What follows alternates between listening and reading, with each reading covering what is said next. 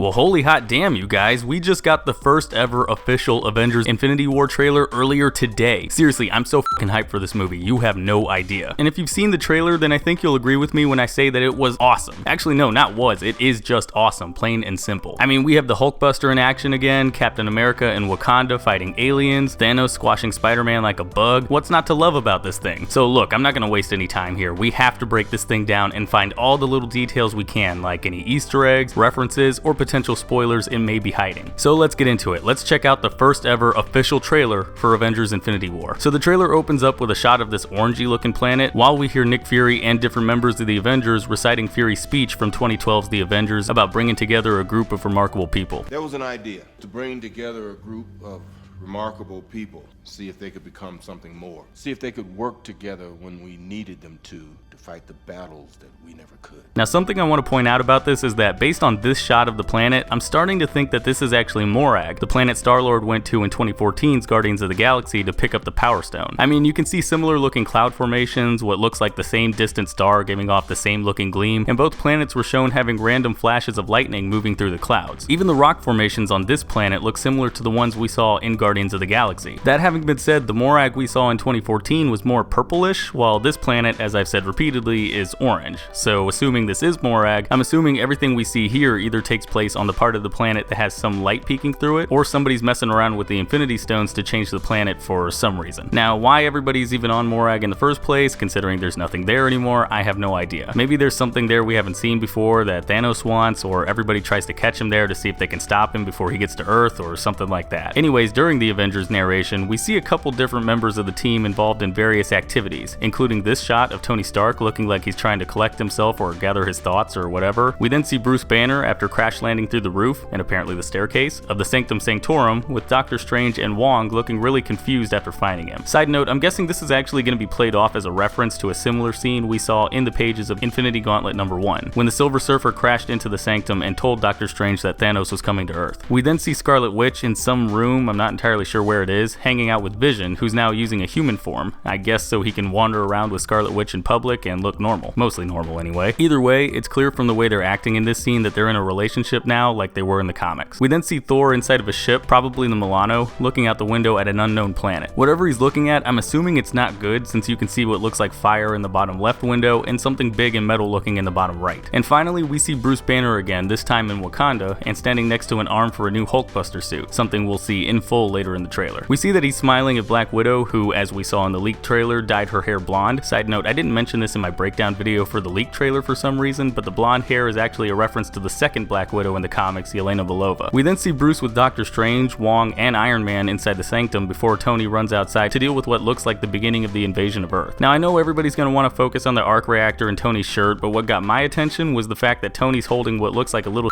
flip phone in his hand. If you'll remember, at the end of Civil War, we saw that Stan Lee delivered a package from Steve Rogers to Tony, which had a flip phone and a note from Steve saying that Tony can always call him if he needs help. I'm guessing another massive alien invasion in New York City counts as something you need help with, right? After that, we cut to Peter Parker on a school bus with his spider sense alerting him to this weird circular machine hovering over New York. Now, obviously we have no details on what this thing is yet, but my guess is that it's a mechanical portal or a ship used to bring the Outriders or members of the Black Order to Earth. We then get a quick shot of everybody from the Sanctum reacting to something on the streets of New York, which also gives us another look at Tony's new arc reactor. We then see that shot from the leaked trailer of somebody stepping over dead bodies before we see Loki passing off the Tesseract. Going back to the dead bodies, I think we finally have some confirmation who these people are now. If you look closely, you should notice this one guy in the background wearing a weird mask with a tattoo on his arm. Believe it or not, we've actually seen this guy before during Thor Ragnarok. Towards the end of that movie, when the Avengers are fighting back against Hela on Asgard, you can see the same exact guy just behind Loki, only he's, alive. So I guess that means Asgard's gonna lose even more of its people after their run-in with the Mad Titan. After that, we see another shot from the leaked trailer, this one of Thanos stepping out of a portal. Looks awesome. Then we see Spider-Man all decked out in his Iron Spider suit from the end of Spider-Man Homecoming. I guess that means he had time to run over to Avengers HQ to pick up the suit, or maybe Tony got it to him and everybody's working together to stop that big circular machine. We then get a quick shot of Thor holding on to something, I'm not sure what it is yet, but it looks like he's having a hard time doing it. There's a quick glimpse of Proxima Midnight tossing her spear, which, as we've seen before, gets caught by Captain America. We also get to see Black Panther during the shot, who's talking about evacuating the city Infinity and wanting to get this man, obviously Cap, a shield. The Hulkbuster's back, and I'm guessing it's been upgraded since the fight between Iron Man and the Hulk in Age of Ultron, since it looks like the design's been tinkered with just a little bit. Then there's some weird metal thing crashing into the ground, which could be like a transport vessel or something used to hold the Outriders, who we later see fighting Captain America and Black Panther. If you don't know what they are, basically the Outriders are an alien race Thanos used to attack weak planets in the comics. They've had run-ins with some of Earth's heroes before. Next we get to see Thanos just destroying Spidey like it's nothing before we cut to Corvus Glaive, you can tell by the staff he's using, presumably ripping the Mind Stone out of Vision's head. You can also see somebody else standing there too, I'm assuming that's Proxima Midnight. The next shot's Thanos adding the space gem to the Infinity Gauntlet. It's weirdly satisfying for some reason, I really don't know what it is. And the cool thing is you can actually see it sitting there with the power gem in the slot next to it. Now I know we're only seeing 2 stones here, but it is possible that Thanos actually has more in the gauntlet already. Remember, Marvel's totally willing to edit stuff out of a trailer just to save it for a big reveal later on, so I wouldn't put it past him to pull something like that with something as game-changing as Infinity Stones. But until we get more confirmation on that, I guess we're stuck assuming that Thanos only has 2 stones. We then see this quick shot of Thanos just beating the ever-loving shit out of Iron Man, just laying him out with one punch. After that, the trailer cuts to Black Panther, Falcon, and the Winter Soldier fighting the invading forces outside of a city in Wakanda. You can also see some blonde hair next to Black Panther in this shot, so I'm assuming everyone from the last scene in the trailer, Black Widow, Captain America, etc., are all there during the very beginning of the Battle of Wakanda. Now what's really cool about this shot is that you can also see M'Baku from the Black Panther solo movie hanging out in the background there. So clearly whatever happens in that movie, we already know that M'Baku lives, and he's also capable of putting his grudge with the Black Panther aside in order to defend his homeland from alien invaders. And finally, in what I think is going to be the next big group shot, we see Bucky, War Machine, Black Widow, Captain America, Hulk, Black Panther, Falcon, and Okoye rushing into battle with Wakanda's full army behind them. Seriously, that is an awesome shot. The weird thing is though, you can actually see the Cap's not using a shield in this scene, but instead he's actually wearing what looks like Black Panther claws. And that's cool and all, but if this scene takes place after that whole get this man a shield bit, then Cap's probably turning down the offer of getting a new shield because he's still dealing with the issues of trying to separate his personal Steve Rogers identity from his public Captain America identity. Either way, it seems like he prefers to work with his bare hands, and that's cool. After the title rolls, the trailer ends with Thor meeting the Guardians of the Galaxy, which is awesome. The scene obviously takes place after he lands on their windshield and Rocket starts freaking out about it. Either way, that's it. That's pretty much everything I could find in the newest trailer for Avengers Infinity War. If you guys noticed anything I didn't mention here, or you're as hyped about this movie as I am, then go ahead and let me know in the comments down below. Otherwise, I will see you all next time.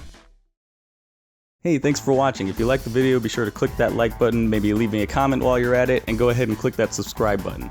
Also, don't forget to check out any of my social media pages. I've got a Facebook, Twitter, Twitch, and Instagram. All those links are going to be in the description below. And I've also got my last video right there in the middle of your screen, so if you want to check that out, go ahead and click it, check it out. Alright, and I will see you all next time.